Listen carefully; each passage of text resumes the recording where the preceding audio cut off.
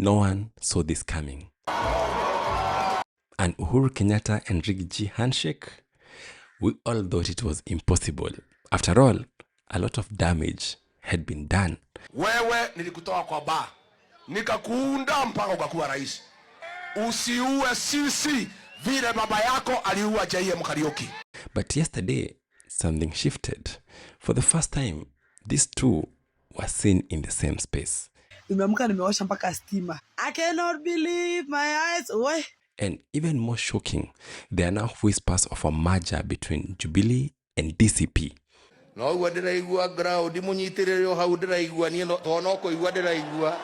And this would explain why Jubilee guys have been overly nice towards Gachagua. But I want to tell you what Gachagua Ligiji has achieved in the last 1 or so years. Laila was unable to achieve it for all the time he led us in Magamano.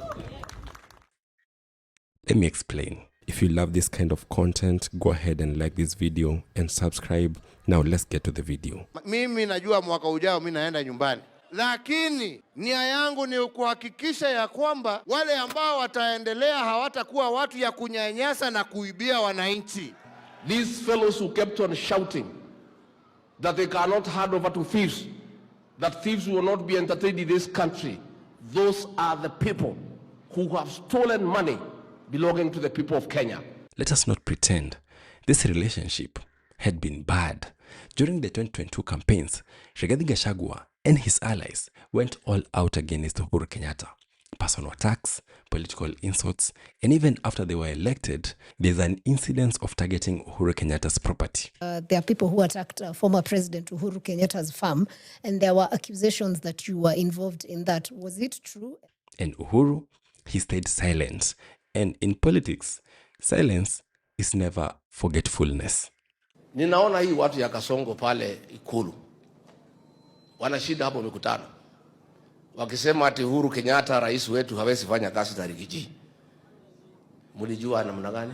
Fast forward to today, the battlefield has now changed because now the common opponent is clear: William Samoei Ruto. Let me tell you Kasongo, wewe hujui sisi. The fact tulikupatia kura unafikiria wewe unatujua.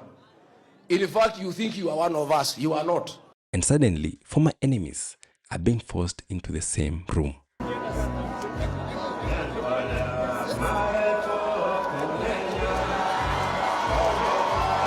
You see, here is the reality that nobody can ignore. Mount Kenya decides elections. And right now, two forces control it. Legacy influence, that is Uhuru Kenyatta, and ground mobilization, that is Rigathi Gachagua. For a long time, these two forces were fighting each other, which only helped one person, William Ruto. But something seems to have changed. They both have woken up to a simple reality. The fact that even though Uhuru Kenyatta has the influence, he has not been on the ground. But Rigathi Gachagua, he has been everywhere. Rallies, local meetings. And in politics, consistency builds power. Mimi naomba vijana wetu wa Kikuyu, msikubali kutumika kupiga mkikuyu mwenzako. Sisi ni kitu kimoja kama jamii. Now, here is where it gets interesting. At that barrio in Kirinyaga, something subtle happened. Something most people missed. Both Uhuru Kenyatta and Karanja Kibicho used the phrase and the gesture, skiza ground. No wadiraigua ground munyitiriro hau diraigua ni tonoko igwadiraigua. Your Excellency, after I left work nilikuja huku ground. So we listen. That is not just a phrase. That is DCP language. That is Rigathi Gachagua's political identity.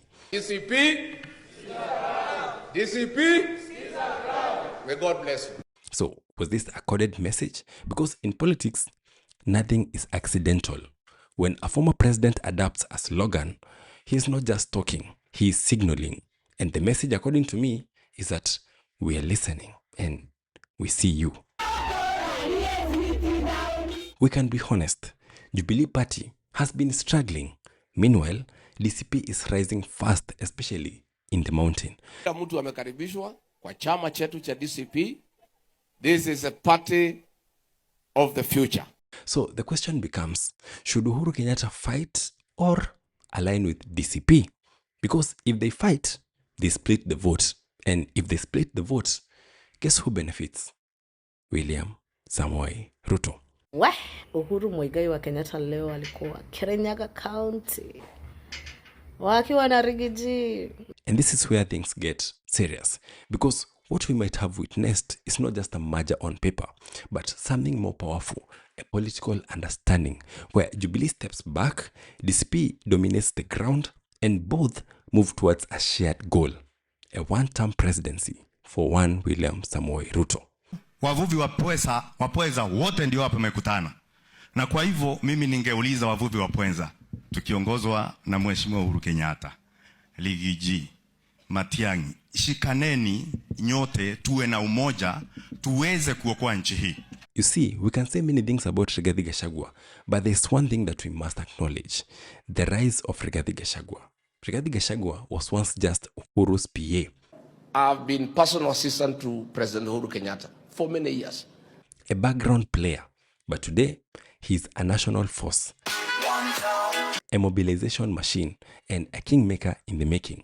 I mobilized 4 million people from this mountain to make you president. I'll mobilize 8 million people from this community to send you home. That doesn't happen by accident. That happens through strategy, consistency, and relentless pressure. Even Uhuru Kenyatta must have seen it, because politics respects one thing above anything else: power. And right now, Gachagua has it, not necessarily in office, but on the ground. And Uhuru Kenyatta, he's too experienced not to notice that. So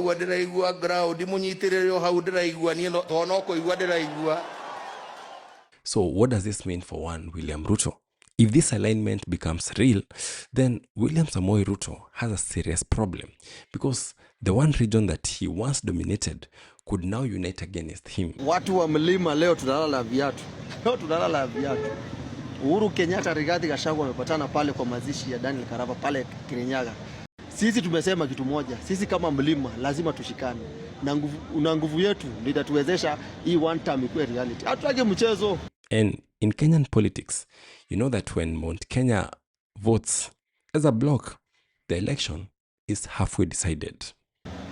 Wale 3.8 walisaini na Rigathi Gachagua 2022. Ongeza wale walikuwa kwa Uhuru Kenyatta 1.3 million kwa Azimio. Wale tumeshikana sisi wote kama chana na pete. Na sasa kuna wale wenye hawakuvote almost 2 million, plus the new people who are going to be registered from Mount Kenya. So round hii tutachezea kura kama milioni 8. But then there's also the youth factor, because the youth have been very clear that they don't want legacy politicians. I understand that they want new faces, and they also want to remove Ruto. Hii serikali yenyu yote itoke. Iende kabisa. So if they need to achieve that, they need the likes of Rigiji, people who understand the game and people who are equally hardworking. It has been a roller coaster with these two. Tumekuwa tu like tukisema, oh Gachagua atafute Uhuru, Uhuru atafute Gachagua. Oh, they need to settle their differences. Oh, I don't know if that's a sign that they've settled their differences. I honestly don't know, and I hope it is, because at this point we need everyone on board to get this person out. And because Mount Kenya is like a big fraction of voters, if we can get those votes in one basket, it would really, really help the cause. I don't know if you understand me. Lastly, what happened in Kirinyaga was not just a barrier, it was a signal, a quiet one, but a powerful one. Because for the first time, even politicians are willing to let go of each other's beef for the sake of 2027. I have worked with President Uhuru Kenyatta for 20 years, working close. Hii jamaa ameingia katikati yetu, tumekosana mwaka 3. Sasa kati ya mwaka 3 na 20 ni gani mingi?